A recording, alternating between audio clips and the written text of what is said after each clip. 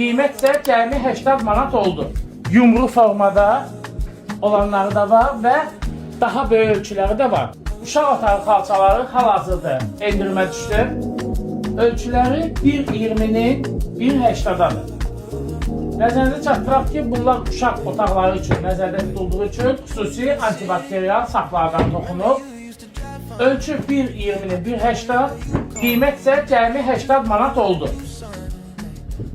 Buyurun gəlib məhsullarla canlı tanış ola bilərsiniz. Mağazamız Əhməd Rəcəblidə yerləşir. Əhməd Rəcəbli 155 ünvanında.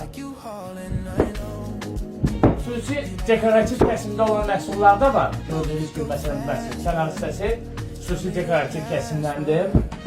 Bu məsələn daha fərqli bir toxunuşdadır. Həsir toxuma və mərkəz hissəsindəki bəzək hissəsi isə xüsusi hündürhovlu toxumadan. Müxtəlif növləri var.